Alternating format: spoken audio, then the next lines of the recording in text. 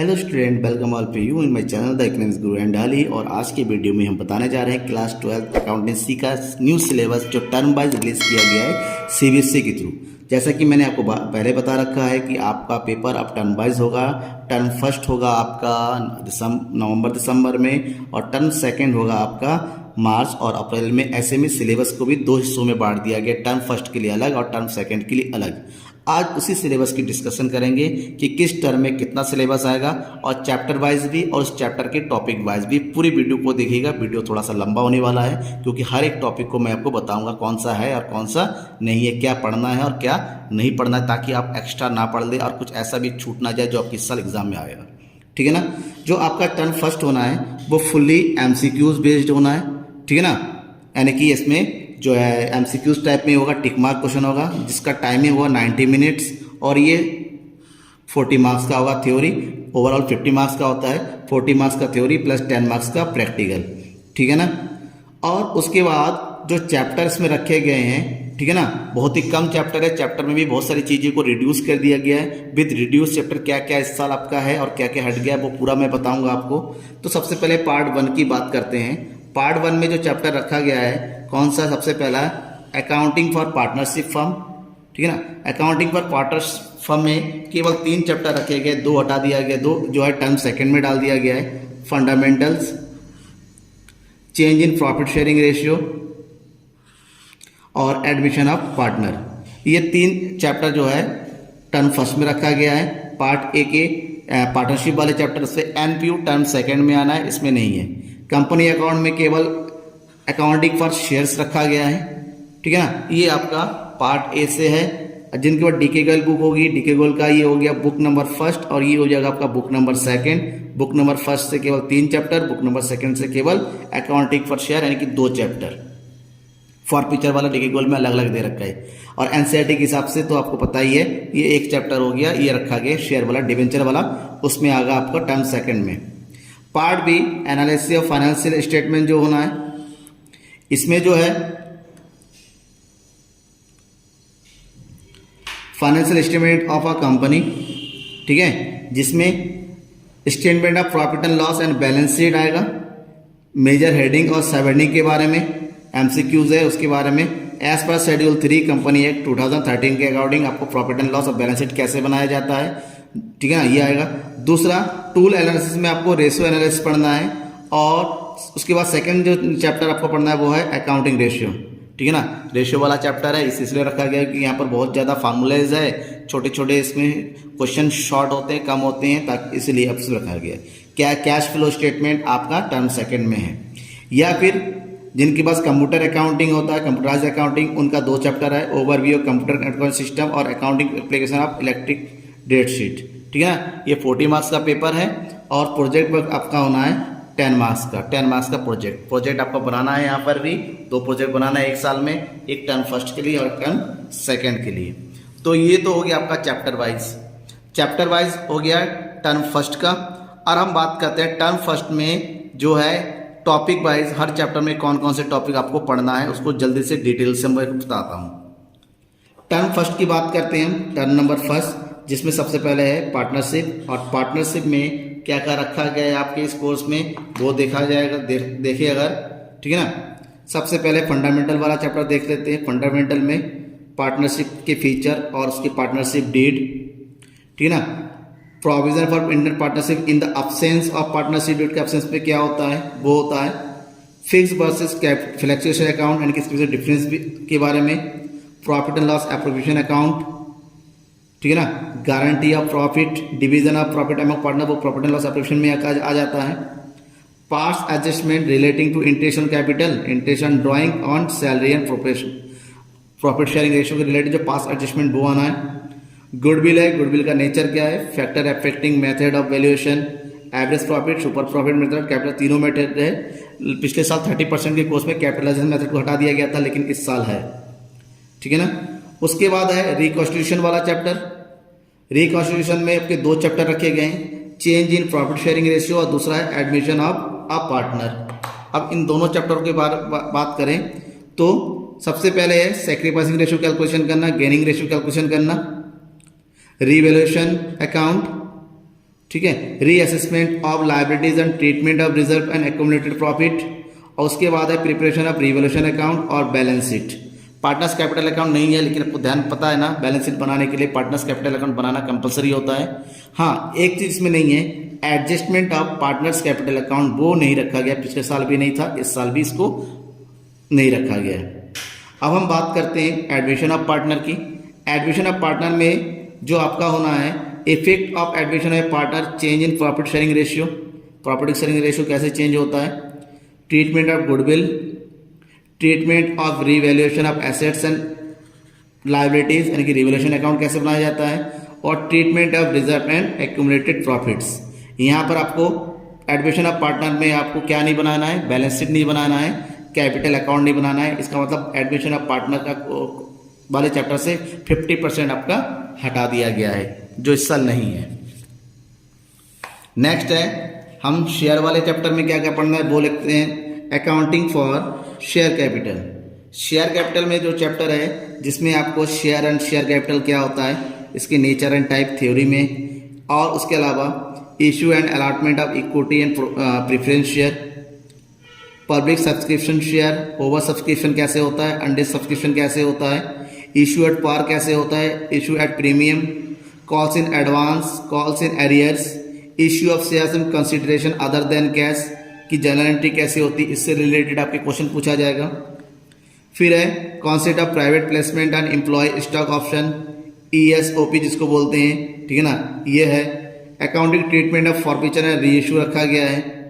Disclosure of share capital, balance sheet में कैसे share capital को शो किया जाता है, ये टॉपिक आपका, यानी कि शेयर कैपिटल आपका कंप्लीट रखा गया है। इसमें कुछ भी नहीं हटा है जो पहले था। हाँ, एक चीज नहीं है, डिस्काउंट, ठीक है ना, डिस्काउंट नहीं रखा गया है। इशू एट पार और इशू एट प्रीमियम रखा गया है, डिस्काउंट वाला टॉपिक नहीं रखा गया है शेयर कैपिटल में।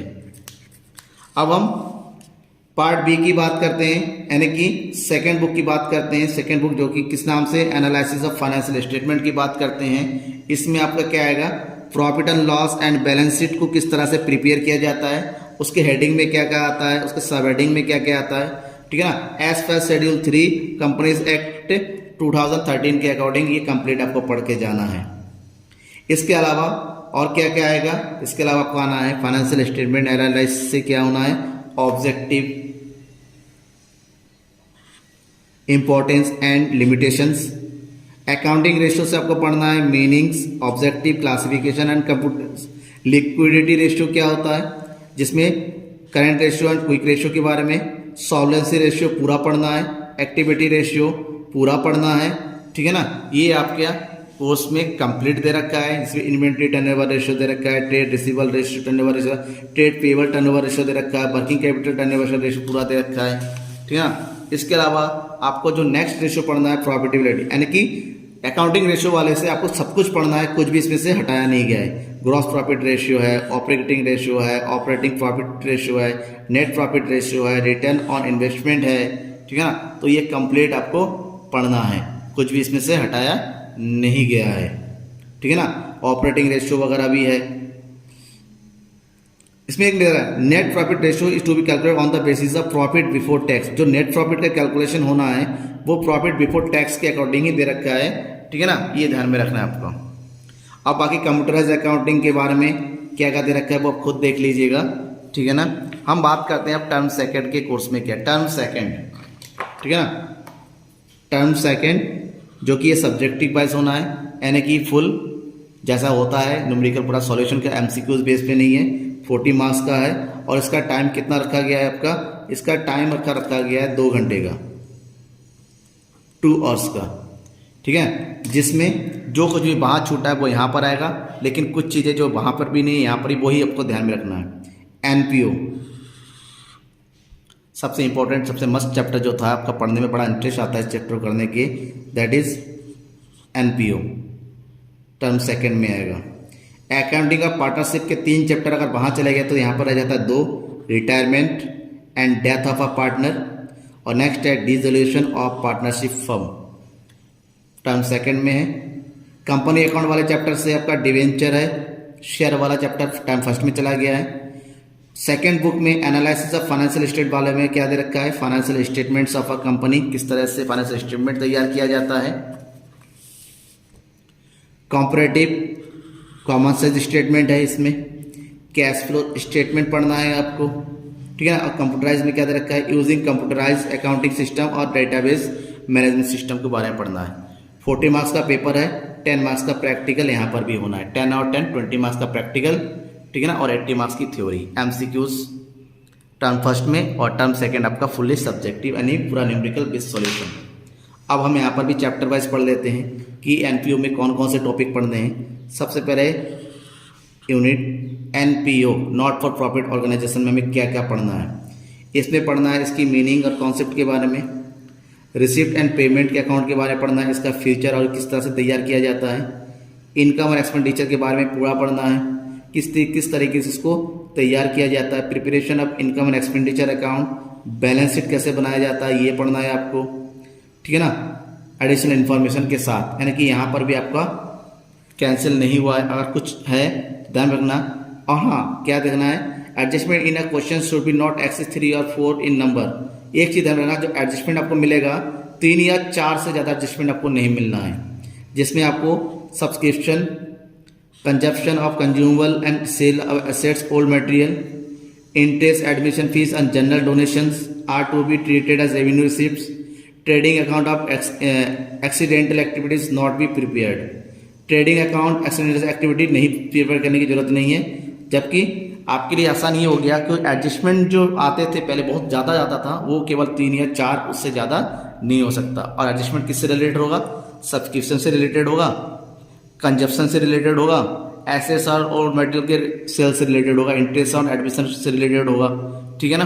तो यहाँ पर ये चीज़ आपके लिए आसान कर दिया गया है। अब हम बात करते हैं पार्टनरशिप की।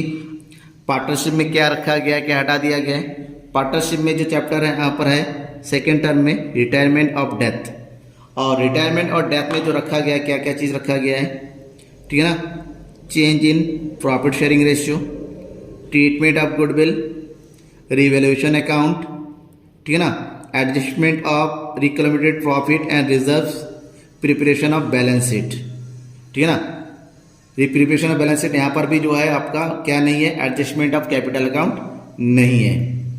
नेक्स्ट जो रखा गया है डेथ वाले से, calculation of disease partner share profit till the death of death, ठीक है ना। शेयर ऑफ प्रॉफिट कैसे कैलकुलेट करते हैं ये इसमें रखा गया है। और आपको पता है कि शेयर ऑफ प्रॉफिट कैलकुलेट करने के 2 तरीके हैं, ठीक है ना।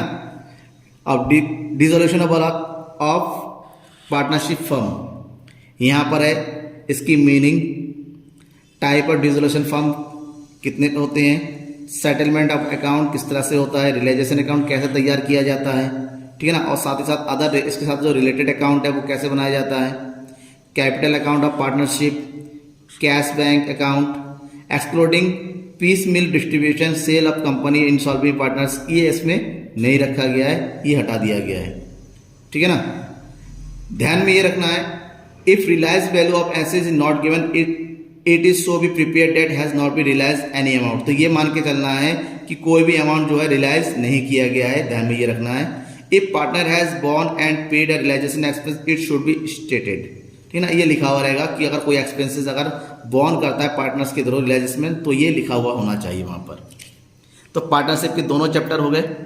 अब हम बात करते हैं कंपनी अकाउंट की। कंपनी अकाउंट में आपका शेयर वाला चैप्टर फर्स्ट टर्म में चला गया, सेकेंड टर्म में है डिवेंचर। डिवेंचर में जो रखा गया है, क्या चीज रखा गया है, issued at debenture at par, premium and discount, consideration other than cash, ठीक है ना, issue of debenture with terms of reduction, debenture as collateral security concept, interest of debenture calculation, writing off discount and loss on issue of debenture. यानी कि that means यहाँ पर आपकी काफ़ी चीज़ हटा दिया गया है डिवेंचर में, ठीक है ना। रिडम्पशन अकाउंट हटा दिया गया है, सिंकिंग फंड हटा दिया गया है, ठीक है ना।